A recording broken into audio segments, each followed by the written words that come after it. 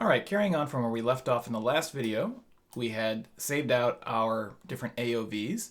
And now let's go ahead and bring these inside of After Effects. So we'll go ahead and grab that, and drop them into a composition here in After Effects. All right, and we can just create a new composition. The default settings are fine for us right now. Actually, the default settings will be a little bit off, so I will just go ahead and take my standard, this is just my straight up normal render, right? My beauty pass that I had shown you before. This one doesn't have any of the elements separated from it, so that's just what we would normally get. We don't necessarily want to keep this one in there though, because for now this is, we can use this for testing purposes, but for now we don't necessarily need this one. So what we're gonna do is go ahead and start layering these in a particular order. Some of these can be put in any order, but it is helpful to start having a sense of what needs to be placed in first. So we're going to start by taking our global illumination or GI render and dropping that one in here, right? And then we're going to start building on top of this. The next one that we're going to drop in is going to be our caustics. So we'll grab our caustics and put that on top. And then we need to blend these together. So the blending that we're going to do between these is just going to be an add blend. Right? So when we look at this now, we can kind of see those two things being added together. Again, they're not really at a very high level of detail because this is a relatively quick render, but we could up those values if we wanted to later on. All right. Then from there, what we're going to do is we're going to add in our ambient occlusion render. This is going to be sort of our shadow pass, if you will. But this is going to require a multiply mode because we're really only interested in the darks information from this. So we'll go to multiply. Okay, and if we just kind of compare before and after, you can see there's a little bit of shadows being added into things here. We'll leave that as it is for the moment, but we can adjust the contribution of that later on if we want to. Then we're going to go to our refractions. We'll add in our refractions. And that will be added in as well. There we go. Now we're starting to see things here. And then our reflections. Actually, sorry, before we do our reflections, we'll do our specular lighting. Oops, not that. Specular lighting. Probably doesn't really matter here because they're just being added, but this is the order that I normally work in. So we'll choose add for our specular lighting. Okay, things are starting to come along here, by the way. Then our reflections, grab that, choose add. All right, that's starting to look a bit better. And from there, we'll add in our emission. That guy on his own. So add that. And on top of that, then we'll take our diffuse lighting and add that one in as well. Now things are really starting to look a lot more similar to what they did before. Okay, and if we were to compare this now, if we took the original render and compared it to what we see below it, you notice that there really isn't much difference. It's a little bit more shadow, and that's probably due to the ambient occlusion pass. And so we could dial down the ambient occlusion if we wanted to, but you can see that pretty much it's the same render more or less now. So I'm going to just keep this one turned off because we don't really want to see that. But what this allows us to do now is if we wanted to go in here and adjust the contribution of any one of these individual things, we could. So for instance, let's take a really simple one to start playing around with. Let us take the emission value, all right? And the emission value is just on this one individual cone. So if I only had the straight up single image to work with here, what I would have to do is to try to, maybe create a matte around this cone, pixel perfect matte around this cone, and apply like a glow to it, and it wouldn't necessarily give me exactly the result that I want. Whereas having just the emission value being isolated to just that cone here allows me to take this layer and go to some like effect and I'm trying to remember which one it is. Is it stylize? Give me 1 second here as I go and find it. Pause for a moment.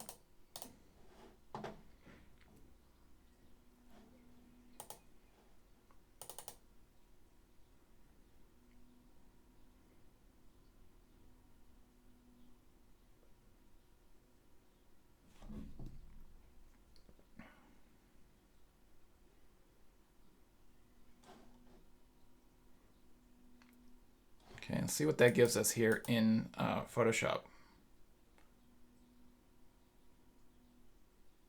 So I'm getting just a black render here in Photoshop as well. And that is somewhat interesting. I'm going to just quickly see reason for this. Because if you recall, when we had this in Maya, it was rendering properly.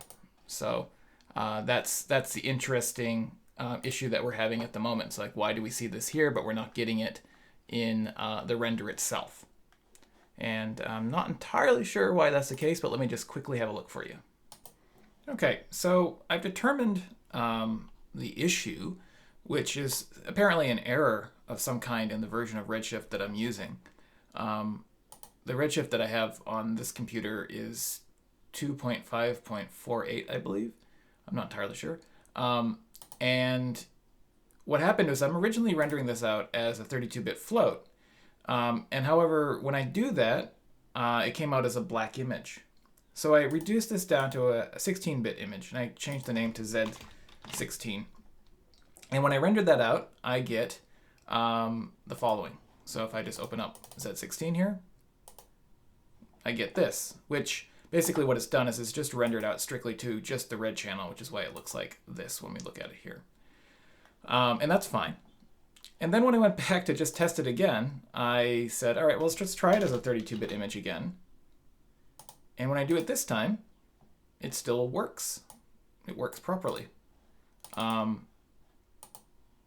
So something about just trying to render it at 32 bits to begin with is problematic. I'm not sure why. So if you want it as a 32-bit, you need to render it as a 16-bit first and then as a 32-bit. Don't ask why. It's apparently just an issue. So there we go. I'm going to want to keep the 32-bit. So I'll just grab that here, cut and paste. Okay, which means I don't need this one now. We'll go into After Effects here. It's going to say it can't find that image. That's fine. I'll just go ahead and delete that one. And we'll grab the 32-bit one here. Okay, that's all good. And we're going to drag and drop that one onto here. So that's all good. Okay. Now with this image here, we can use this as a as our basis for performing our Z depth calculations. But one thing that I like to do first with this is to go in and I'm going to pre-comp this to itself. So I'm going to go in and click on the image that I have here and hit Control-Shift-C. And we'll just create a new comp for this, and we'll call this our depth comp. Okay. And then we're going to just double click on depth comp there. And the reason I've done this is because I want to go in and perform a little bit of a adjustment here. So we're going to go into channel. So we're going to go into color correction, and we'll just do a levels adjustment in here. Okay. And what it's going to do is to kind of pull up my blacks pretty high to the point where it's just before it started to get to full black. But you can see that the color information starts pretty much right here. That's all well and good. And that way, my depth information is really abutting right in front of the camera itself. With a 32-bit image, I can do this without there becoming any banding, which is really helpful.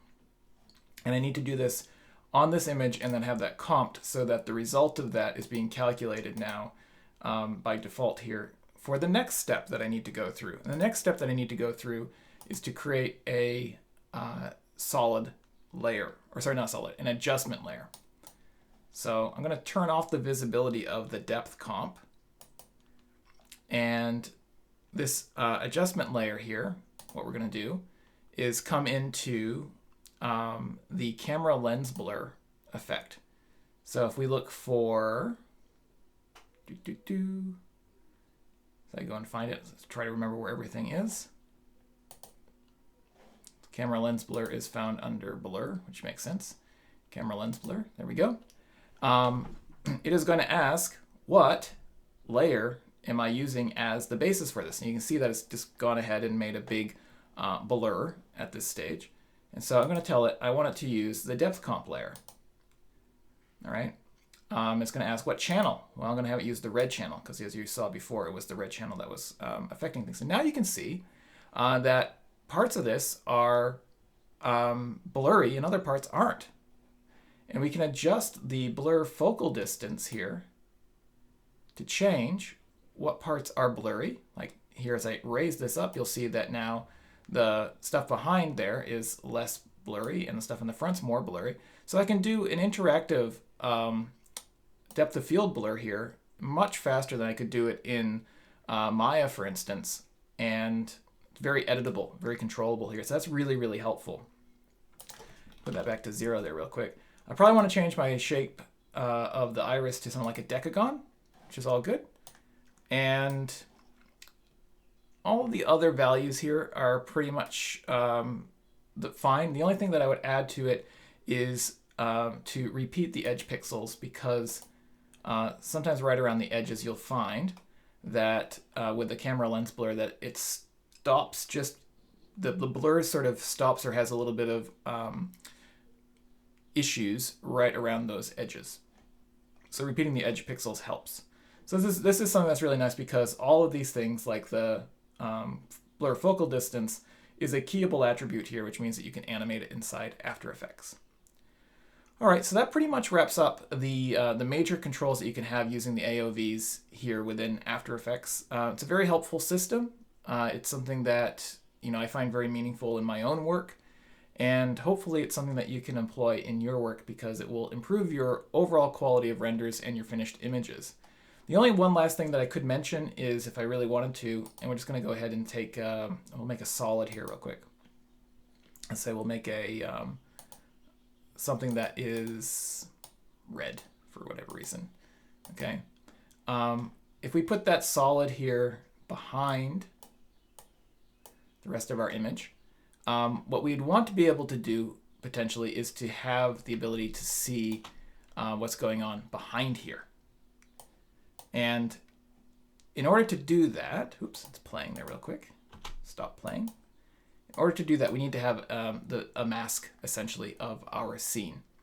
And so that's just the one major thing that's missing at this stage. In order to attend to this issue, I need to be able to create something that effectively functions like an alpha matte. But if we don't have an alpha matte that directly exports out of here, we can effectively fake one using a puzzle matte. So I'm going to create a puzzle matte here. I'll just add. Let's go to our puzzle matte options. Our puzzle matte is going to be based, on this case, on the objects in our scene. So I'm going to change this to object ID. And we're going to change our red ID here to just 1. And what this means is that any object in this scene that has an object ID of 1 is going to be given a value of red in terms of its color. So if I come in here, I'm going to need to select each of my objects, go to the Redshift options, and change the object ID number to 1. Right, I'll just do that for everything that I have here real quick. This, of course, can be a bit of a hassle if you have a bunch of objects in your scene. So there are probably other ways that are slightly better than this to do this, but for now, with a scene like this, it's not so bad. And that one there.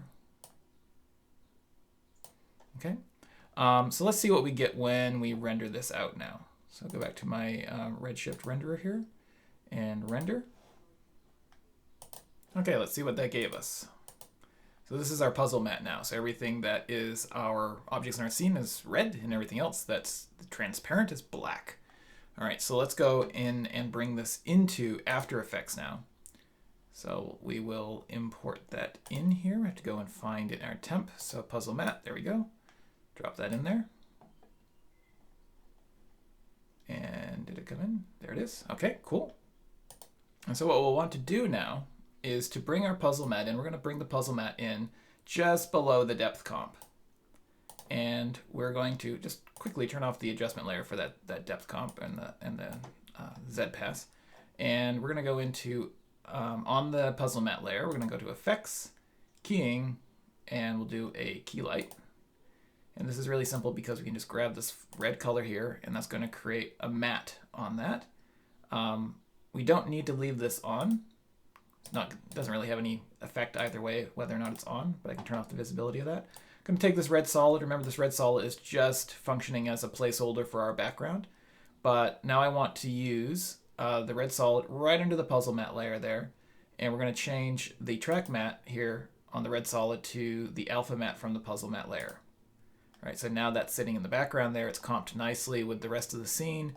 One thing we're not really seeing here is the red coming through on the refractions. This is something that we would have to look at as a better solution in terms of when we're doing our render, making sure that we actually have a background in our scene, because this is right now rendering what was originally there, which was just black. So doing a swap like this isn't going to make up for it. We could do some color correction on here if we wanted to, but based on just the refractions themselves, and that might be necessary. But in this case, we're just going to leave it for now. And then we're going to turn our adjustment layer back on.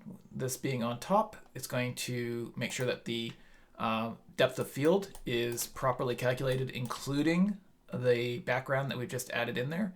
And now we have a well-comped scene, like I said, with the sole exception of what's going on here in these refractions. So thank you for watching that. Hopefully this has been of help, and good luck with your composites.